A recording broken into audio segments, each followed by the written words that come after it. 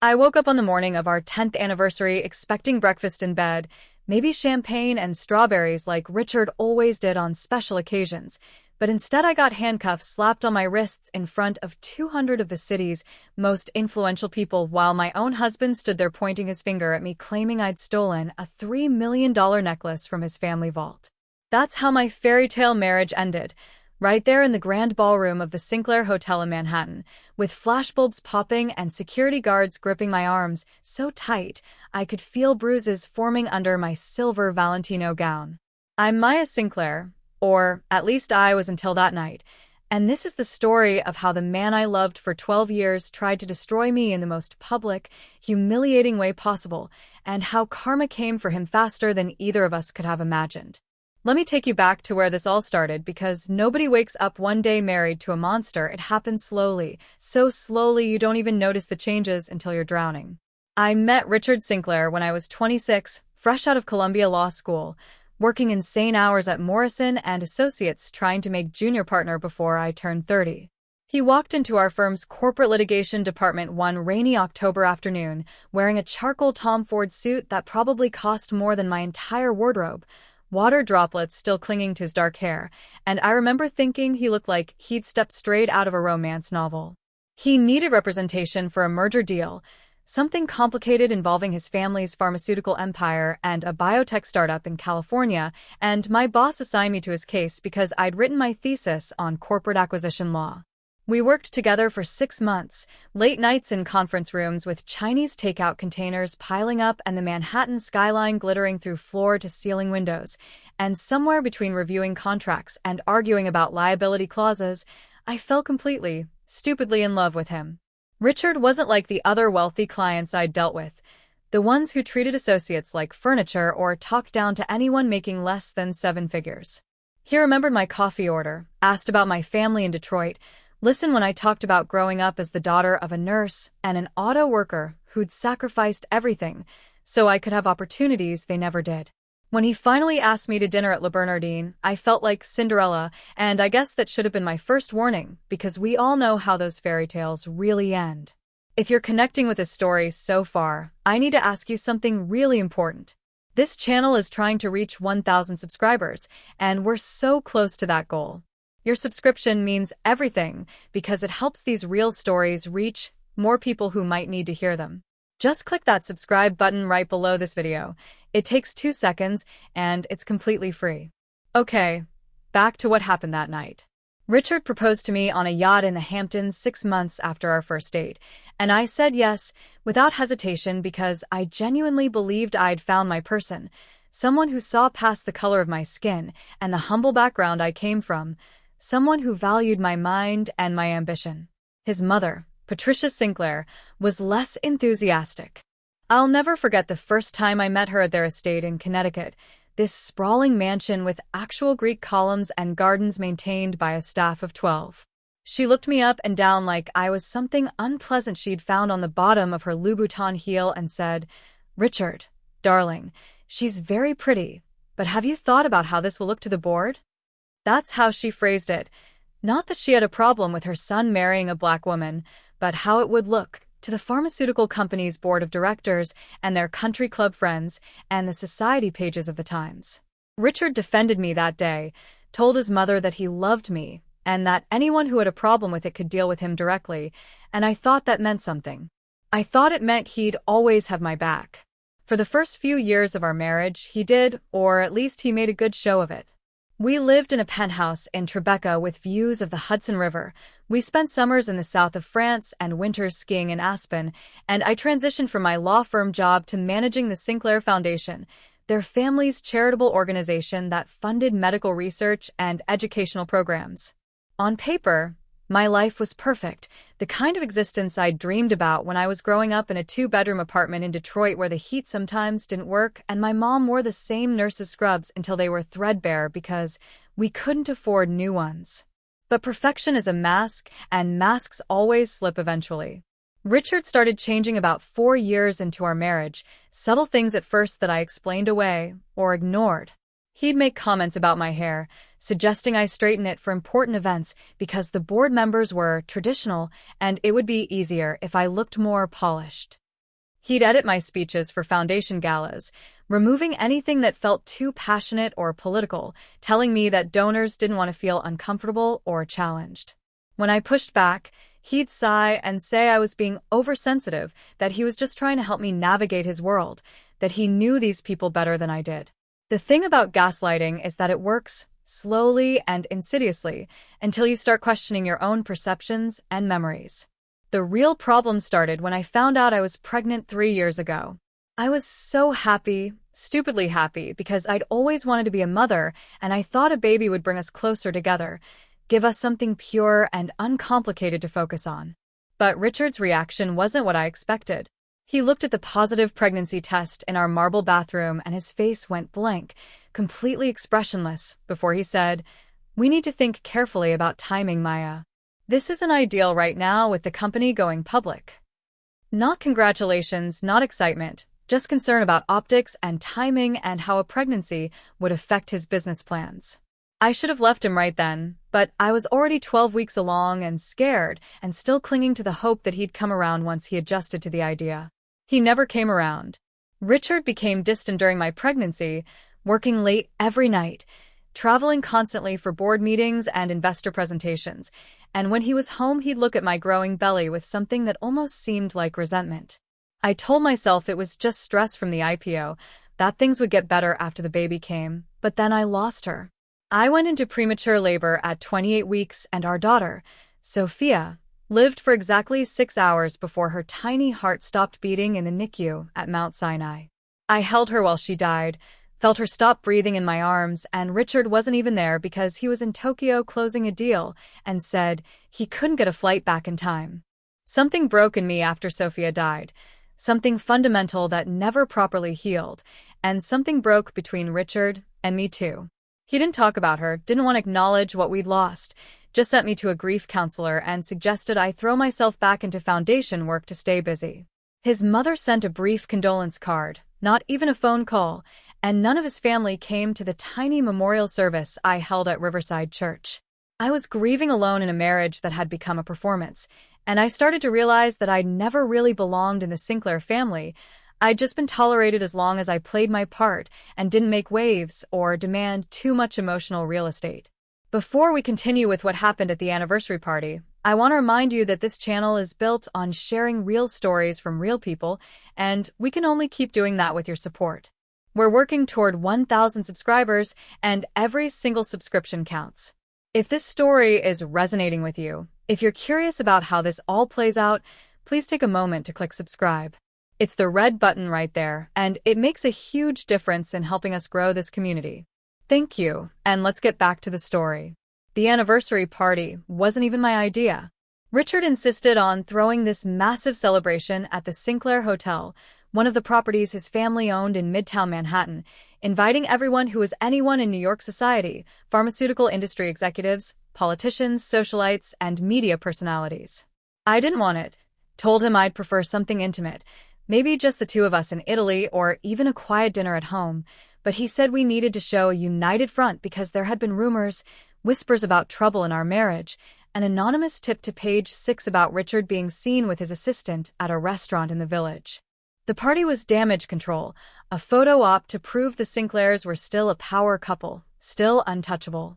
I wore a custom silver Valentino gown that cost $40,000, had my makeup done by a celebrity artist who'd worked with Beyoncé, and wore my hair in natural curls piled on top of my head because I decided I was done straightening it to make other people comfortable.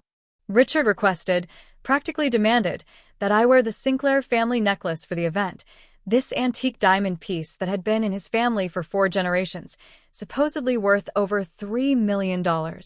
I'd worn it maybe twice before, for a sister's wedding and a Met Gala event, and I hated it honestly. It felt like a collar, a symbol of ownership rather than love, but I agreed because I was still trying to make him happy, still playing the role of the perfect wife, even though the marriage itself was already dead. The party was exactly what you'd expect: champagne fountains and ice sculptures, and a live orchestra playing in the ballroom while people air-kissed and networked and pretended to care about celebrating our decade together. Richard gave a speech thanking me for 10 wonderful years, calling me his rock and his inspiration, and I stood there smiling while feeling absolutely nothing except exhaustion, and a growing sense of dread I couldn't quite explain. Around 9 o'clock, I went to the bathroom to fix my lipstick and give myself a break from the performance, and when I came back, Richard was standing in the center of the ballroom looking pale and panicked, surrounded by hotel security and 2 NYPD officers. "Someone stole the necklace," he announced loudly enough for everyone nearby to hear, and the conversations around us died like someone had hit a mute button. It was in a vault in our hotel suite, and now it's gone. The safe was opened, and only Maya and I have the combination. He looked directly at me when he said it, and I saw something calculating in his eyes, something that made my blood run cold. I touched my neck reflexively, suddenly aware that I'd taken the necklace off earlier in the evening because the clasp was digging into my skin, placed it in my clutch purse, and then later transferred it to the suite safe myself before returning to the party. I'd told Richard the first was doing this, mentioned it in passing, and he nodded like it was fine. "Richard, what are you talking about?" I said, trying to keep my voice steady even though my heart was hammering. "I put it in the safe myself around 8 o'clock. You saw me go upstairs." But he was already shaking his head, and one of the officers, a tall white guy with cold blue eyes, was moving toward me. "Mrs. Sinclair, we're going to need you to come with us and answer some questions," he said, and I saw Richard whisper something to the other officer, saw him hand over what looked like security footage on his phone. Everything was happening too fast. People were staring, someone was filming on their phone, and I felt like I was in a nightmare I couldn't wake up from. "You think I stole it?" I said to Richard, my voice rising despite my efforts to stay calm. "You actually think I would steal from our own safe?" He looked at me with an expression I'd never seen before, something between contempt and satisfaction, and said, "I don't know what to think anymore, Maya. The necklace is worth millions, and you're the only one besides me who knew the combination. The safe was opened at 8:43, and you were upstairs alone around that time. I'm sorry, but we have to follow the evidence." That's when they put the handcuffs on me, right there in front of 200 people who'd come to celebrate our anniversary, and I heard someone gasp and several people whisper. I saw Richard's mother in the crowd, and she was actually smiling, this small, satisfied smile like she'd finally gotten what she wanted all along.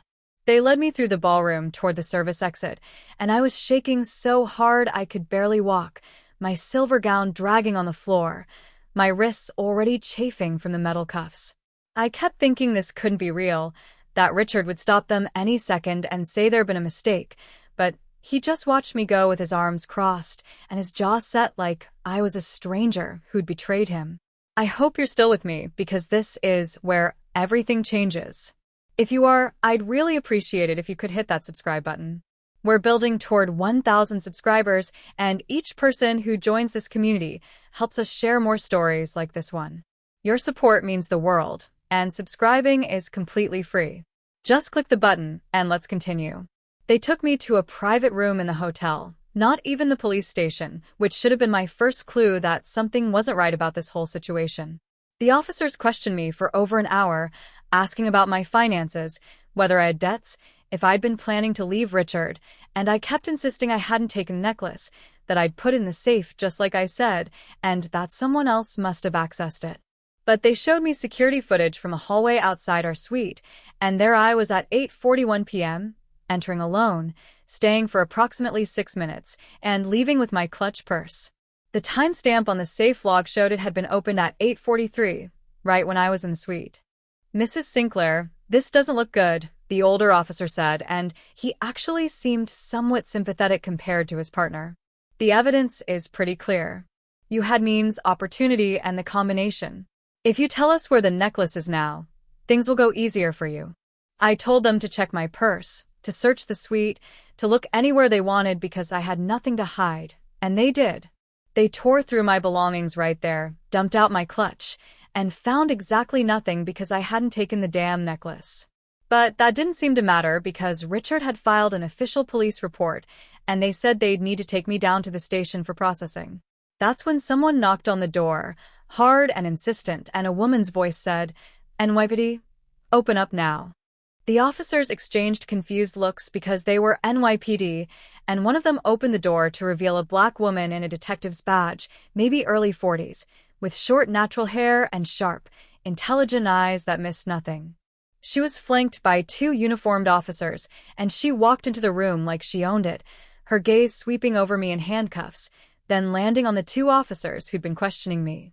"I'm Detective Lisa Warren, and I'm taking over this investigation," she announced. "Someone want to tell me why a suspect is being held in a hotel room instead of being processed at the station? And why I'm hearing about a $3 million theft through social media posts instead of through proper channels?" The officers stammered something about Mr. Sinclair requesting discretion and wanting to handle it quietly, and Detective Warren's expression turned absolutely glacial. "You held a suspect in a private location at the request of the alleged victim? Do you understand how many protocols you just violated? Get those cuffs off her right now." She wasn't asking, she was commanding, and something about her presence made me feel like maybe, just maybe, I wasn't completely alone in this nightmare. They removed the handcuffs, and my wrists were raw and red, and Detective Warren looked at the marks with a tight expression before turning back to the officers. "You two, go find Mr. Sinclair and bring him here. Now. And get me copies of all security footage from this hotel for the past 6 hours, not just the hallway outside the suite, everything." After they left, Detective Warren sat down across from me, and her expression softened slightly. "Mrs. Sinclair, I'm going to be straight with you. I've been a detective for 16 years, and I've seen a lot of domestic situations disguised as criminal cases. I've also seen how the system treats Black women accused of crimes, especially when wealthy white men are making the accusations. So I'm going to ask you directly, and I need you to be completely honest with me. Did you take that necklace?" I looked her in the eyes and said, "No, ma'am, I absolutely did not. I put it in the safe at approximately 8:15 p.m., not 8:43 like they're claiming. I stayed in the suite for maybe 3 minutes total, just long enough to secure the necklace and use the bathroom. Someone is setting me up, and I think it's my husband." Detective Warren nodded slowly, like she'd expected that answer, and pulled out a tablet. "Tell me about your marriage, and don't sugarcoat it. I need to understand what I'm dealing with here." So I told her everything: the gradual erosion of respect, Richard's changing behavior after my pregnancy, the way his family had never accepted me, the rumors about him and his assistant, how he'd insisted on this party despite my objections. I told her about Sophia, about how Richard hadn't even been there when our daughter died, and I saw something flicker in Detective Warren's eyes: anger and recognition and determination. "Mrs. Sinclair, I'm going to figure out what really happened here, but I need you to trust me and stay calm."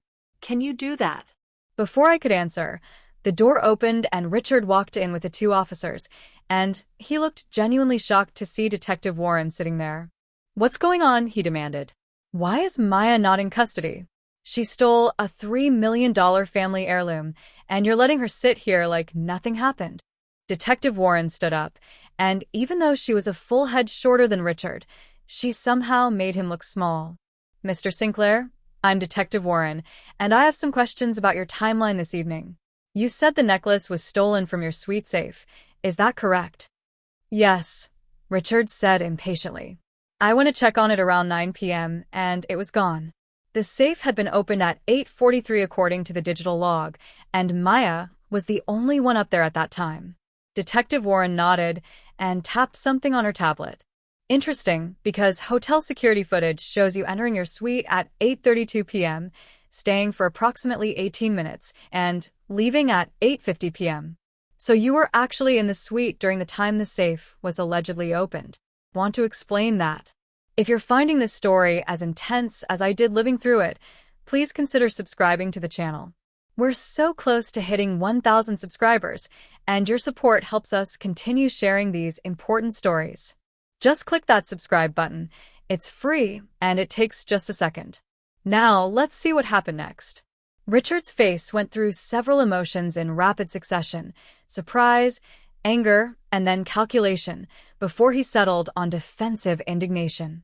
"I want to change my shirt because I spilled champagne on it, that's all.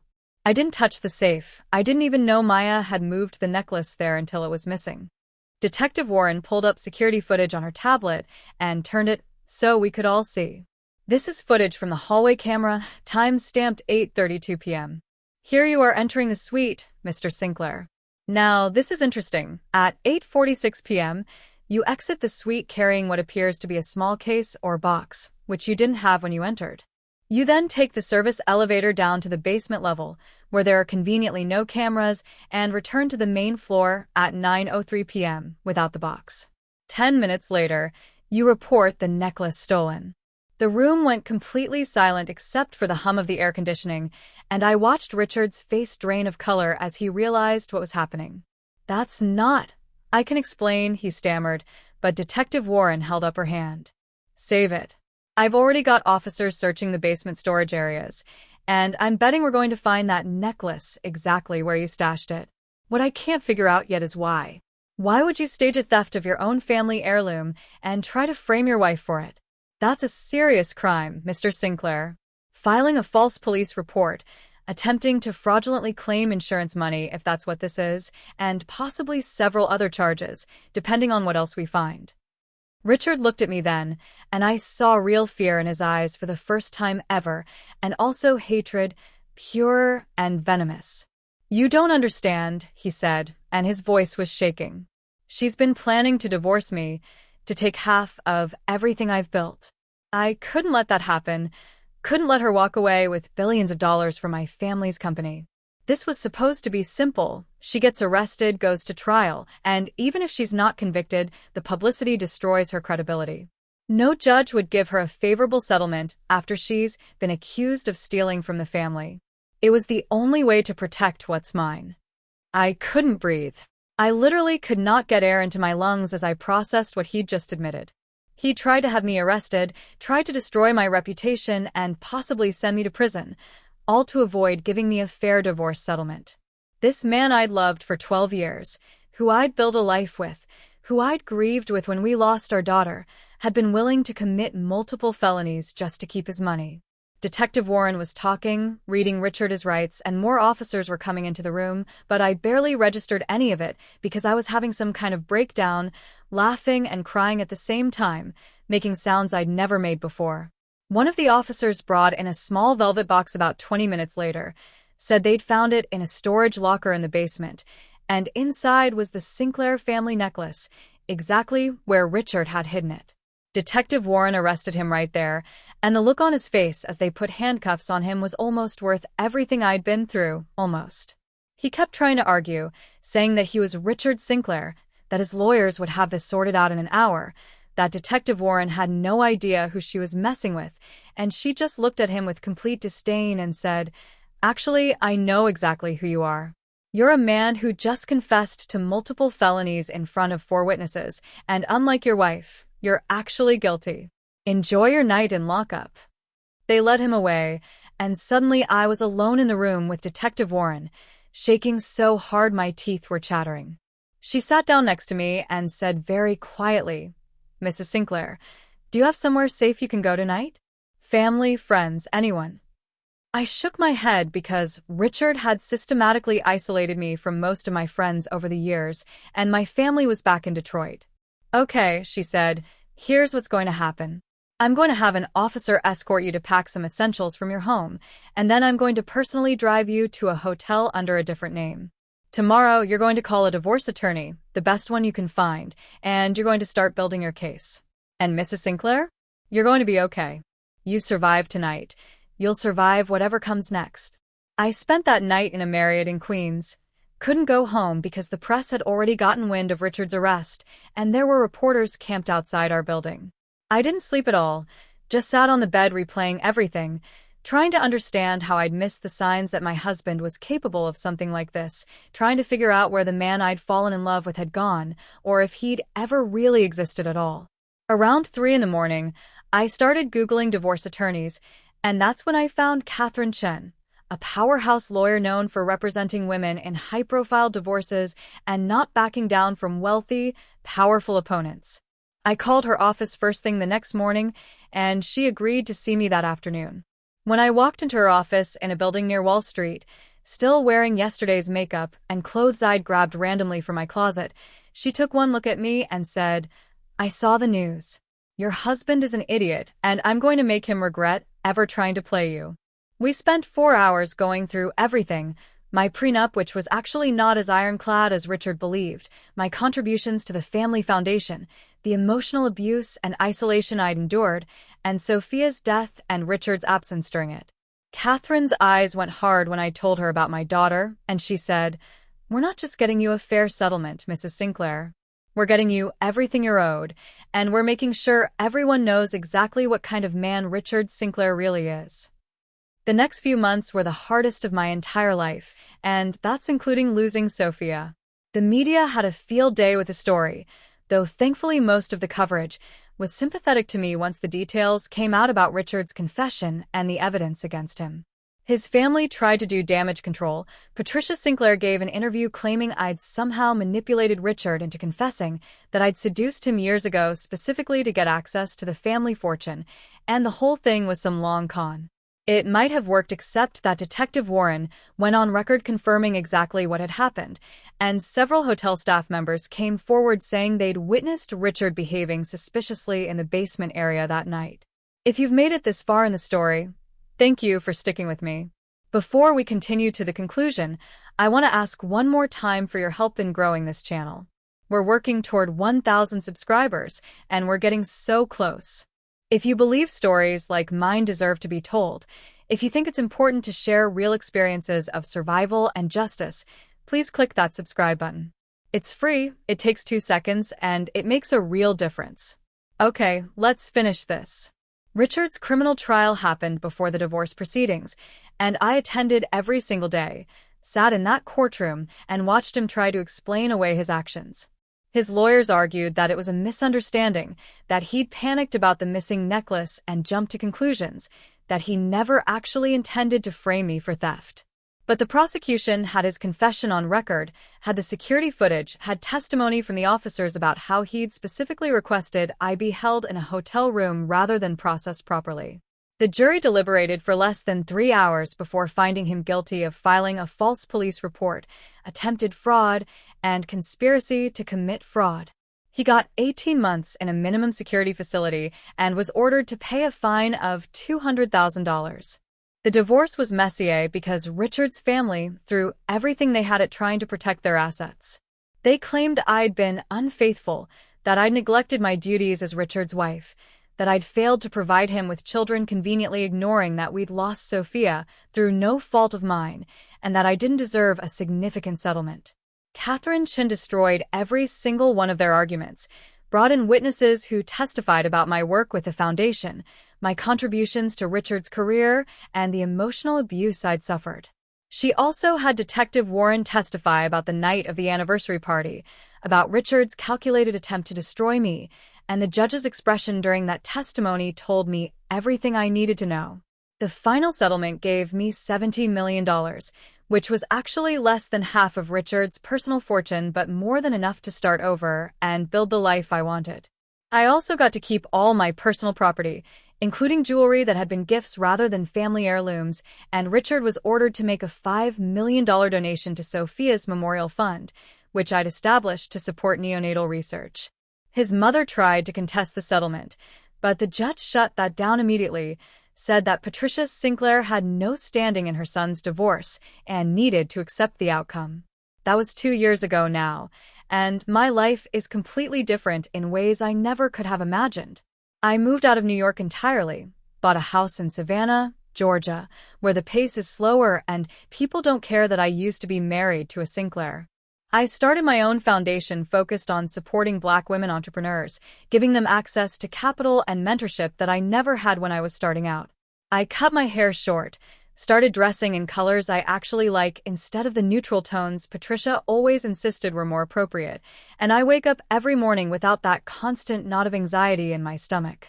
Richard got out of prison 6 months ago, and from what I hear through mutual acquaintances, his life has not gone well. The pharmaceutical company's board pushed him out while he was serving his sentence, gave him a token consulting role with no real power, and his family's reputation took a massive hit. His mother still refuses to speak to me, sends angry letters through her lawyers occasionally demanding I return things she claims are family property, and Catherine sends equally sharp letters back reminding her that everything was decided by a judge and the matter is closed. I heard Richard got engaged to someone new. a woman 20 years younger than him, who probably has no idea what she's getting into, and I actually feel sorry for her. The best thing that's come from all of this, besides my freedom, is reconnecting with who I actually am underneath all the performance and people-pleasing. I'm dating again. Nothing serious yet, but I'm learning to trust my instincts about people and to walk away the moment something feels off. I'm in therapy twice a week working through the trauma of that marriage and learning to forgive myself for staying as long as I did. And I think about Sophia every single day, wonder what she would look like now, what kind of person she would have become, and I make sure her short life had meaning through the Foundation's work. Detective Lisa Warren, and I still keep in touch, actually became friends in an unexpected way. She told me later that she'd suspected something was wrong the moment she heard about the case, said that in her experience, when wealthy men accuse their wives of theft during high-profile events, it's almost never what it appears to be. She's been promoted to lieutenant now, and we have lunch every few months when I'm back in New York for Foundation business. She's the one who encouraged me to share my story, said that too many women stay silent about this kind of abuse because they're ashamed or afraid, and that speaking out could help someone else recognize the warning signs before it's too late. So that's why I'm telling you all of this, whoever you are listening to these words. If you're in a relationship where someone is trying to control you, isolate you, make you doubt your own perceptions and memories, please know that it's not love. Love doesn't require you to diminish yourself or change who you are to be acceptable. Love doesn't use your vulnerabilities against you or threaten you when you try to leave. And if you're a Black woman navigating predominantly white spaces, spaces where you're constantly being told you're too much or not enough, where you have to perform respectability to be accepted, know that you don't owe anyone that performance. Your natural hair is beautiful, your voice deserves to be heard, and you belong in any space you choose to occupy. I wish I could say I saw Richard's betrayal coming, that there were obvious signs I ignored, but the truth is more complicated than that. He was good to me in the beginning, genuinely good, and the changes happened so gradually that each individual incident seemed minor or explainable. It was only when I looked back at the full pattern that I could see how systematically he'd worked to undermine my confidence and isolate me from support systems. That's how abusers operate. They're not monsters 24/7. They're charming and loving and wonderful until they're not. And by the time you realize what's happening, you're already trapped. The anniversary party was supposed to be the final act in Richard's plan to destroy me, the public humiliation that would leave me with nothing, no reputation, no credibility, no chance at a fair divorce settlement. Instead, it became the beginning of my freedom because Detective Warren saw through his scheme and because I finally stopped trying to save a marriage that had been dead for years. Sometimes the worst thing that happens to you turns out to be the thing that sets you free, and while I would never wish that night on anyone, I'm grateful for where it ultimately led me. Before I go, I want to thank you for listening to my story, for spending this time with me as I relived some of the most painful and transformative moments of my life. If this resonated with you in any way, if it made you think or feel or recognize something in your own life, please consider subscribing to this channel. We're working toward 1,000 subscribers, and every person who joins helps us share more stories like this, real experiences from real people who've survived things they never thought they could survive. Your subscription is free. It supports the work we're doing here, and it helps build a community of people who believe in truth and healing and justice. Just click that red subscribe button and thank you. I'm Maya Sinclair. I'm 38 years old. I'm a survivor of financial abuse and an attempt at false imprisonment. I'm a mother who lost her child, and I'm a woman who rebuilt her entire life from the ground up. I'm also proof that you can survive your worst nightmare, that justice sometimes does prevail, and that the life you build after devastation can be even better than the one you lost. Thank you for listening. Thank you for caring. And I hope my story helps someone out there who needs to hear it. Subscribe if you haven't already. Share this with someone who might need it, and remember that you're stronger than you know and you deserve so much better than settling for someone who doesn't see your worth. I never thought I'd be the kind of woman who would stand up in court and detail every moment of emotional manipulation I'd endured. Never imagined I'd have the strength to look my husband in the eyes while describing how he'd abandoned me when our daughter died. But survival does something to you. It strips away the parts of yourself that were built on other people's expectations and leaves behind only what's essential and true.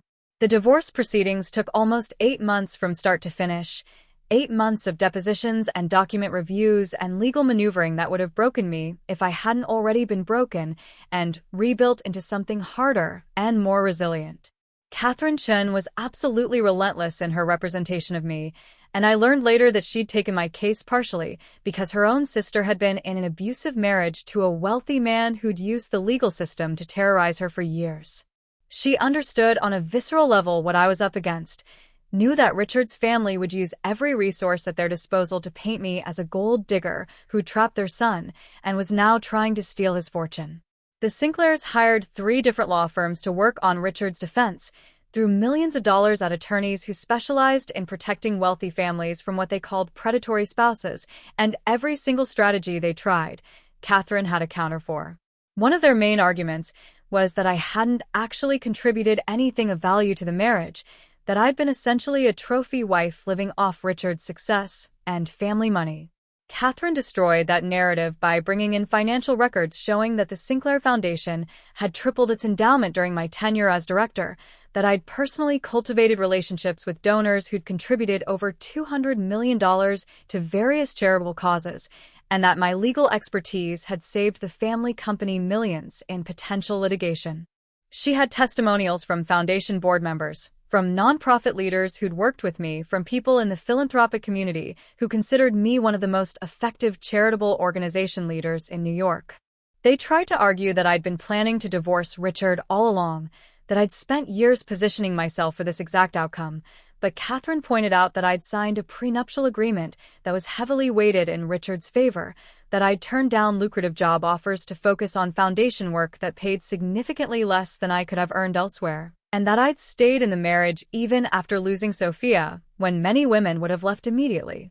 The prenup itself became a major point of contention because Richard's lawyers insisted it should govern the settlement, but Catherine argued successfully that Richard's attempted fraud and false accusations had voided the agreement, that you can't use a contract to protect yourself when you've committed crimes against the other party. The testimony about Sophia was the hardest part of the entire process, having to explain in clinical legal terms how I'd gone into premature labor, how our daughter had fought for 6 hours in the NICU before her tiny body gave up, how I'd been alone through all of it because Richard had prioritized a business deal over his dying child. I broke down on the stand when Catherine asked me to describe what it felt like to hold Sophia as she took her last breath, and I saw several people in the courtroom crying along with me, including one of the court reporters. Richard's lawyer objected, said my emotional testimony was prejudicial and designed to manipulate the court's sympathy, and the judge actually reprimanded him, said that a mother's grief over losing her child was absolutely relevant to understanding the context of the marriage's breakdown. What really sealed the case in my favor, though, was the testimony from Richard's assistant, a young woman named Jennifer, who'd worked for him for 3 years. Catherine had subpoenaed her as part of discovery, and during her deposition, Jennifer admitted that she and Richard had been having an affair for over 2 years, that it had started shortly after Sophia died, and that Richard had told her repeatedly he was planning to divorce me but needed to wait for the right moment. She had emails, text messages, even recordings of conversations where Richard discussed strategies for minimizing what I'd receive in a divorce settlement, talked about how he could use my grief and isolation against me, how he could position me as unstable or incompetent. Jennifer was clearly uncomfortable testifying, kept saying she never meant to hurt anyone and that she genuinely believed Richard when he said his marriage was already over, but her testimony was devastating to his case.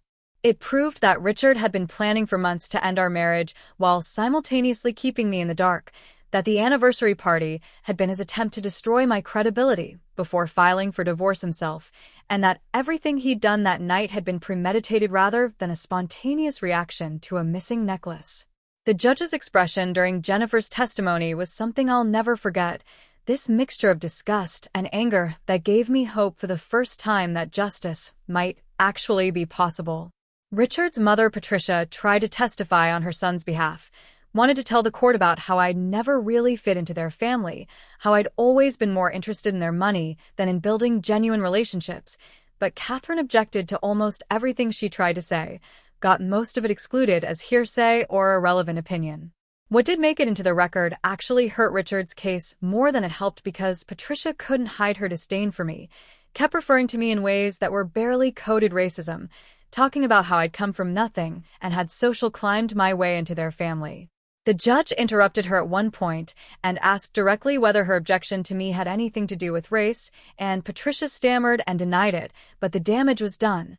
Everyone in that courtroom could see exactly what kind of family I'd married into. I'm Maya Sinclair. I'm 38 years old. I'm a survivor of financial abuse and an attempt at false imprisonment. I'm a mother who lost her child, and I'm a woman who rebuilt her entire life from the ground up. I'm also proof that you can survive your worst nightmare, that justice sometimes does prevail, and that the life you build after devastation can be even better than the one you lost. Thank you for listening. Thank you for caring, and I hope my story helps someone out there who needs to hear it. Subscribe if you haven't already, share this with someone who might need it, and remember that you're stronger than you know and you deserve so much better than settling for someone who doesn't see your worth. I never thought I'd be the kind of woman who would stand up in court and detail every moment of emotional manipulation I'd endured. Never imagined I'd have the strength to look my husband in the eyes while describing how he'd abandoned me when our daughter died, but survival does something to you. It strips away the parts of yourself that were built on other people's expectations and leaves behind only what's essential and true. The divorce proceedings took almost 8 months from start to finish, 8 months of depositions and document reviews and legal maneuvering that would have broken me if I hadn't already been broken and rebuilt into something harder and more resilient. Catherine Chen was absolutely relentless in her representation of me, and I learned later that she'd taken my case partially because her own sister had been in an abusive marriage to a wealthy man who'd used the legal system to terrorize her for years. She understood on a visceral level what I was up against, knew that Richard's family would use every resource at their disposal to paint me as a gold digger who'd trapped their son and was now trying to steal his fortune. The Sinclairs hired 3 different law firms to work on Richard's defense, threw millions of dollars at attorneys who specialized in protecting wealthy families from what they called predatory spouses, and every single strategy they tried, Catherine had a counter for. One of their main arguments was that I hadn't actually contributed anything of value to the marriage, that I'd been essentially a trophy wife living off Richard's success and family money. Catherine destroyed that narrative by bringing in financial records showing that the Sinclair Foundation had tripled its endowment during my tenure as director, that I'd personally cultivated relationships with donors who'd contributed over $200 million to various charitable causes, and that my legal expertise had saved the family company millions in potential litigation. She had testimonials from foundation board members, from nonprofit leaders who'd worked with me, from people in the philanthropic community who considered me one of the most effective charitable organization leaders in New York.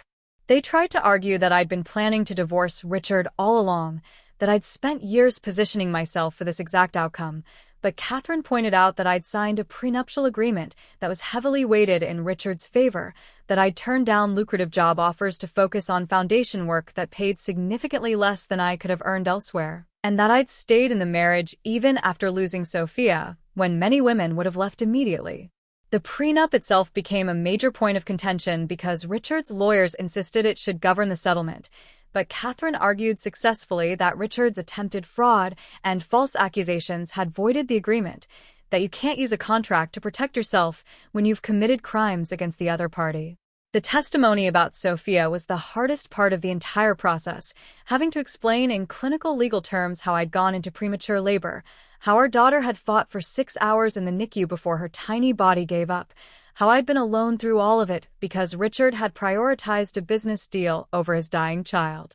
I broke down on the stand when Catherine asked me to describe what it felt like to hold Sophia as she took her last breath, and I saw several people in the courtroom crying along with me, including one of the court reporters. Richard's lawyer objected, said my emotional testimony was prejudicial and designed to manipulate the court's sympathy, and the judge actually reprimanded him, said that a mother's grief over losing her child was absolutely relevant to understanding the context of the marriage's breakdown. What really sealed the case in my favor, though, was the testimony from Richard's assistant, a young woman named Jennifer who'd worked for him for 3 years.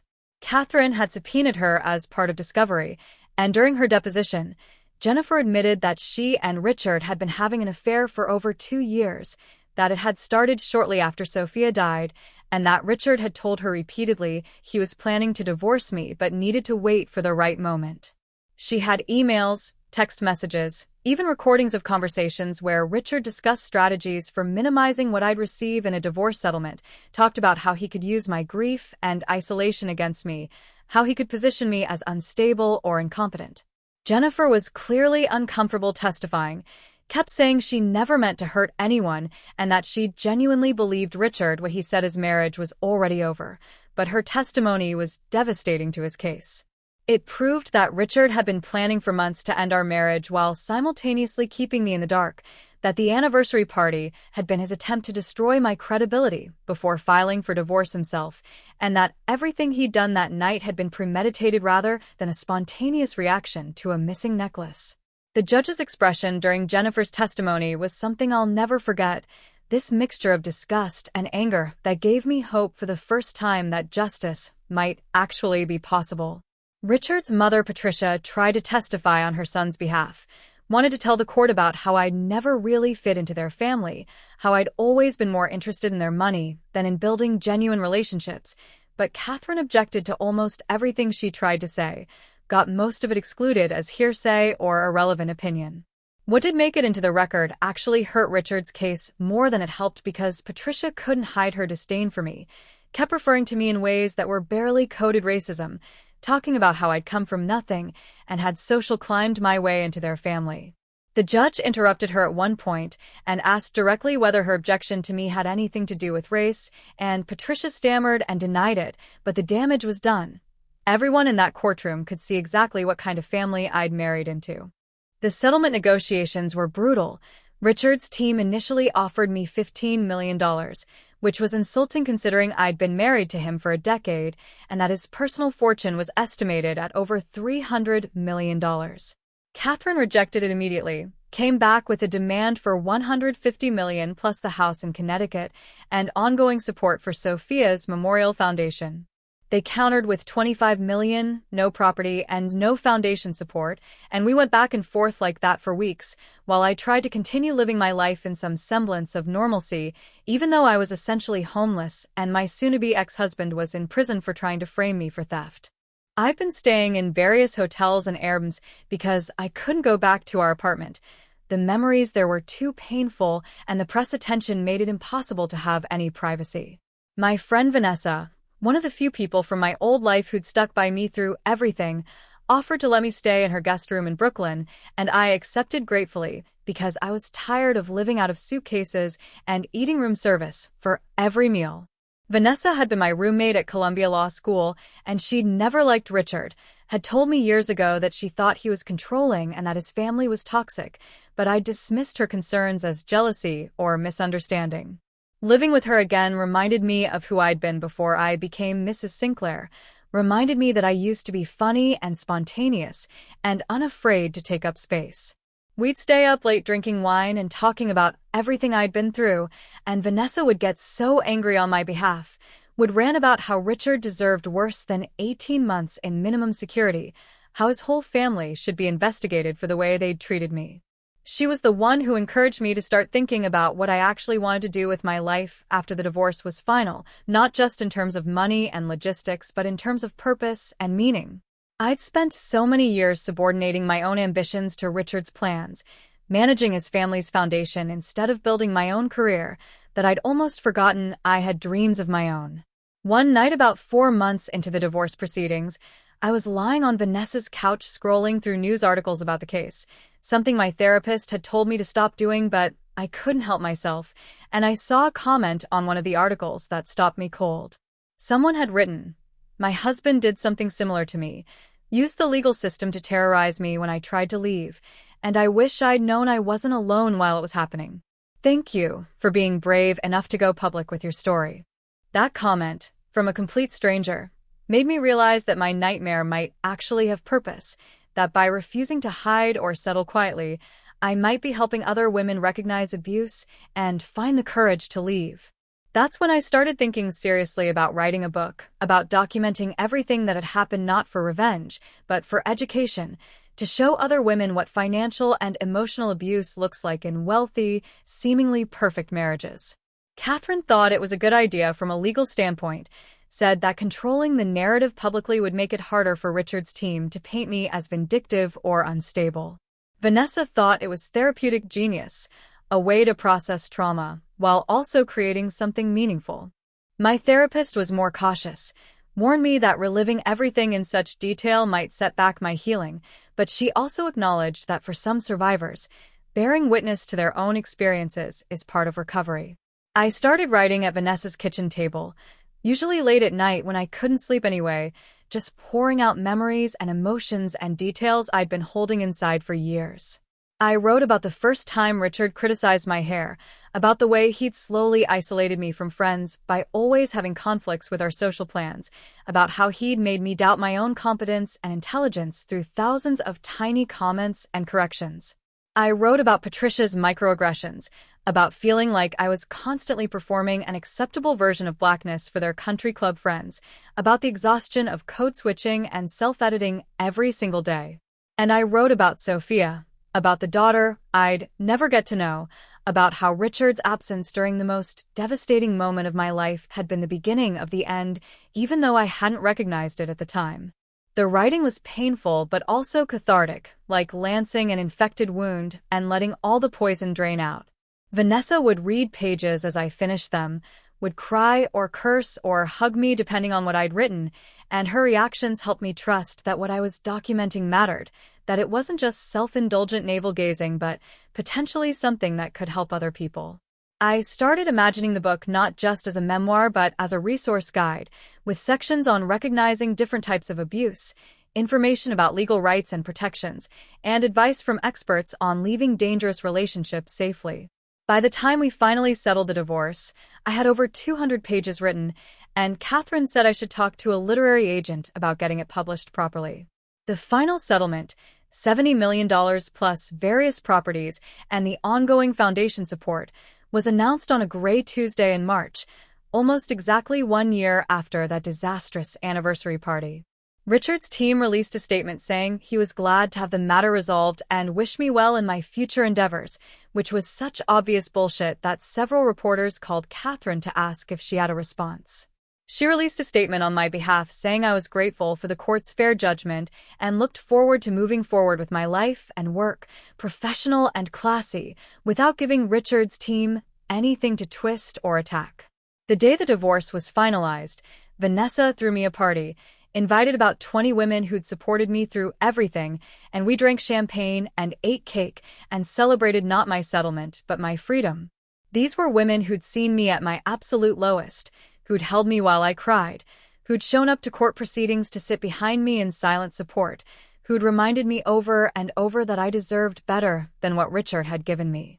Looking around Vanessa's living room at these incredible, strong, compassionate women, I realized I'd built a new family, one based on choice and mutual respect rather than legal obligation or social expectation.